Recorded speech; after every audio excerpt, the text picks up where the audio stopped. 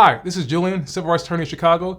I want to react to a video of a police officer who was caught by his body cam making some pretty disparaging remarks about a young woman who lost her life after a police officer struck her with their vehicle. But she is dead.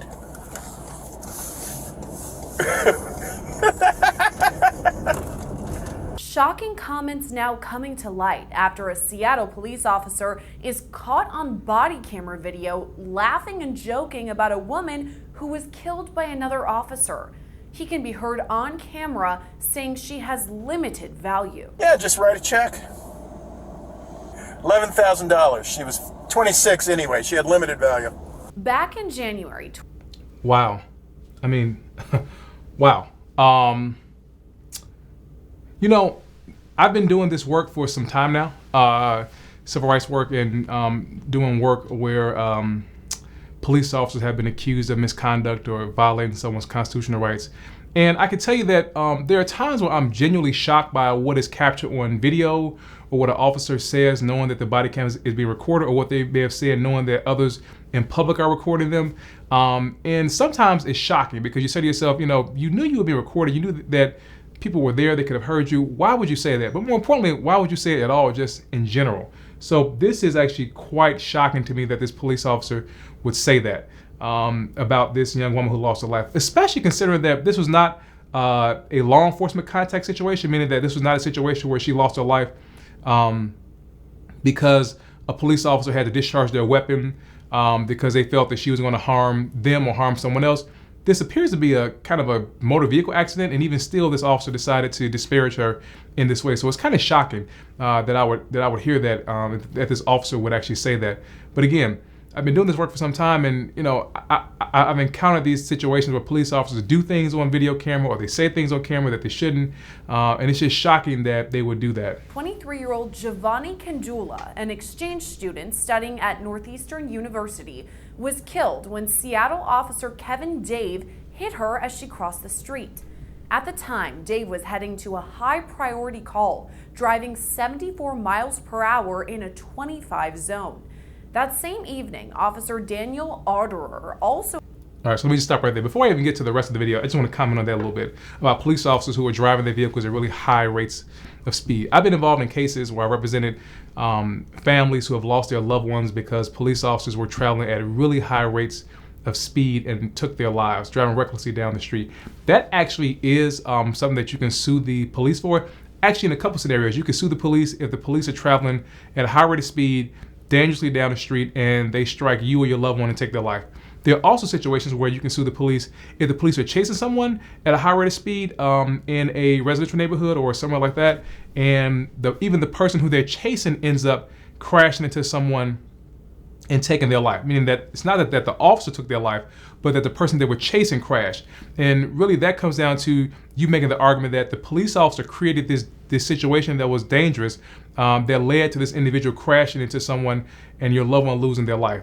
Because there are times, and cities have policies that say that police officers should actually stop a chase at a certain point to make sure that you protect life and property. So if police officers are continuing to engage at high rates of speed and chasing someone, they can be held liable, and cities can be held liable for creating this danger that ended up taking someone's life. And it looks like this may be one of those situations, not where someone's being chased, but where at least the officer was traveling at a high rate of speed. And those cases can be worth millions of dollars. I mean, I had a case I worked on with some other attorneys last year where we represented someone who lost their loved one who was hit by a police vehicle at a traffic light.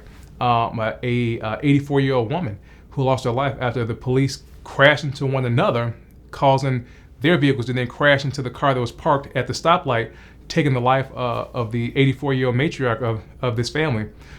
We were able to help that family get about $5 million. So these cases and these situations are dangerous, but they also can cost the taxpayers a tremendous amount of money because officers are driving recklessly. So these can be potentially dangerous and very costly for taxpayers. So this situation, coupled with the fact that the officer who wasn't even involved is making these disparaging remarks, is really troubling. Arrived to the scene to conduct a drug recognition test on Dave as part of department policy. Otterer did not suspect any impairment on Dave's part. The following day, body camera video captured Otterer on a phone call discussing the incident. All right, brother. I'm sure TCIS is. And oh, he's good. He says, well, normally we don't give voluntary statements. And I said, hey, you're going to have to decide if you wanted to give a statement or not. But it does not seem like there's a criminal investigation going on. As vice president of the Seattle Police Officers Guild, Otterer was apparently calling the guild's president, Mike Solon. Local news outlets report Otterer's body camera video was inadvertently turned on. Otherwise, there would be other... What's that? Otherwise, there might be other people arriving, correct? Otterer can be heard mentioning Dave's speed, saying he was traveling 50 miles per hour at the time of the crash. Later reports determined he was driving more than 70 miles per hour. He's going 50. That's not out of control. That's not reckless for a trained driver. After this, body camera video captures Otterer mentioning logistics about the crash. Initially, he said she was in a crosswalk. There's a witness that says no, she wasn't, but that witness could be different because I don't think she was thrown 40 feet either. Then he describes what happened to Kandula before laughing when he says she's dead. I think she went up on the hood, hit the windshield, then when he hit the brakes, flew off the car. But she is dead.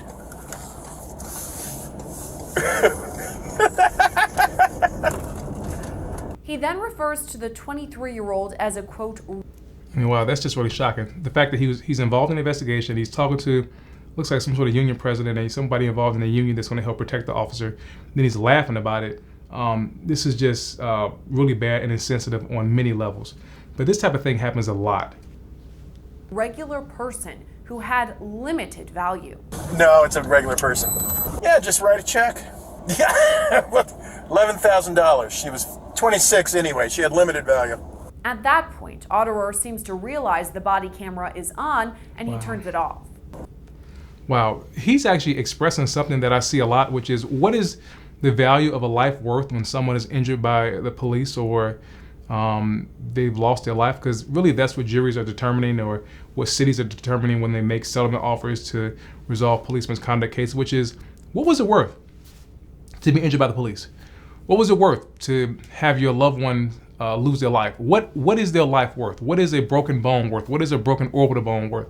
What is it worth to be imprisoned for a certain number of time wrongly?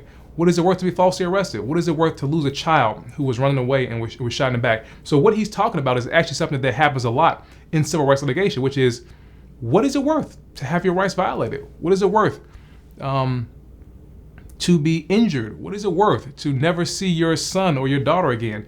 He's saying this is only worth $11,000.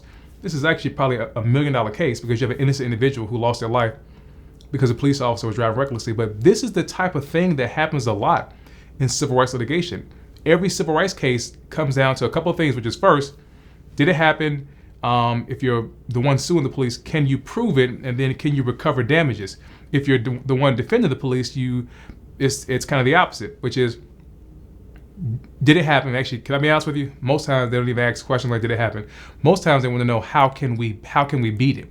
Is there a legal technicality that we can beat this case on? Can we discredit the witness? Can we discredit the plaintiff? Can we diminish their damages, which means can we diminish how much this is worth? Can we drag it out? Can we do something to dirty them up? So this officer is actually expressing something that happens in civil rights litigation, which is, how do we diminish the value of someone who was injured or lost their life? It's just sad that he felt this way about this individual who had nothing to do with what was going on and was simply at the wrong place at the wrong time and lost their life because a police officer was driving recklessly. But he's actually kind of in the right kind of territory when it comes to how cities think about constitutional injuries and people who have lost their lives to police misconduct. What is that worth? And as you can see here, they like to diminish the value of people's lives.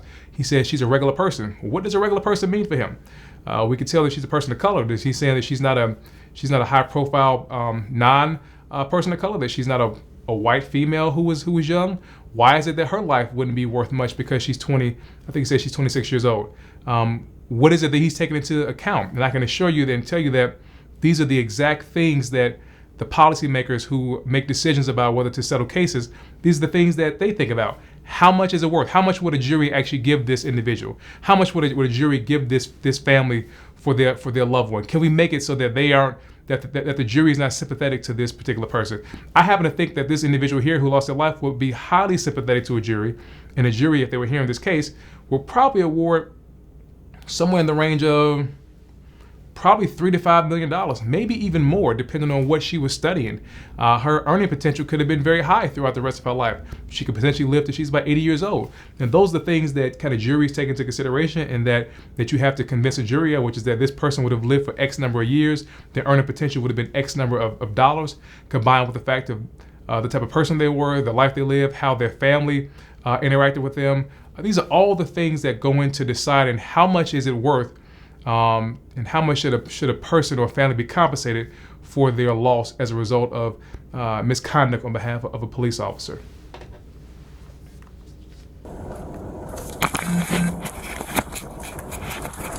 This week, the Seattle Police Department released the body camera recording with an accompanying statement saying the video was, quote, identified in the routine course of business by a department employee who, concerned about the nature of statements heard on that video, appropriately escalated their concerns through their chain of command.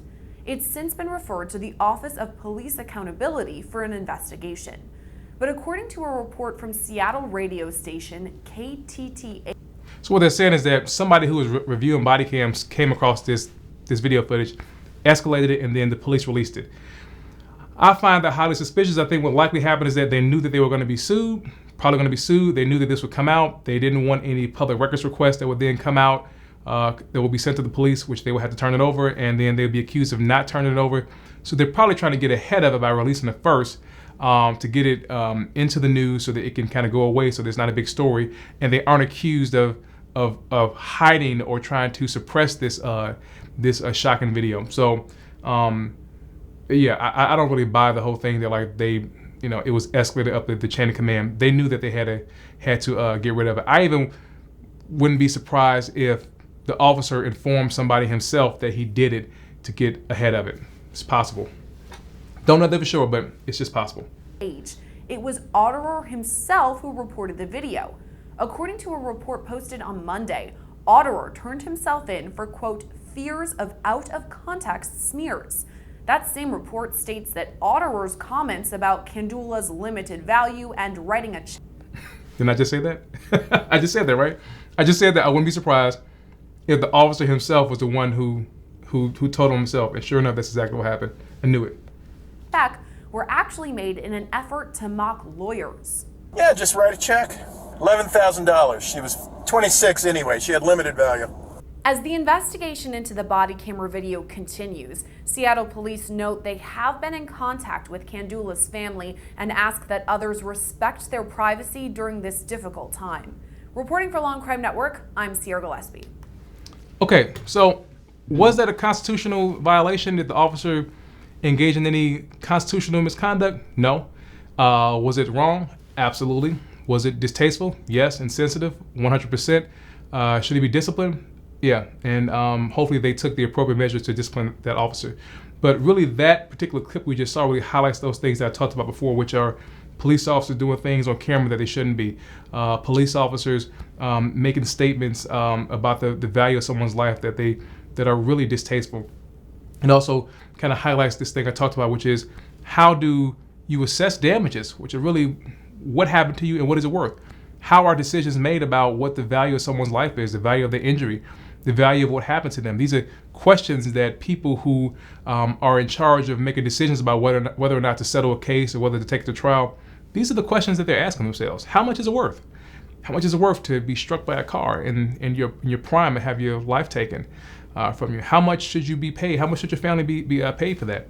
So didn't see any constitutional violations here. Wouldn't bring a lawsuit for that. I hope that the family of this individual brought a lawsuit, a wrongful death lawsuit, against the officer who struck her and took her life.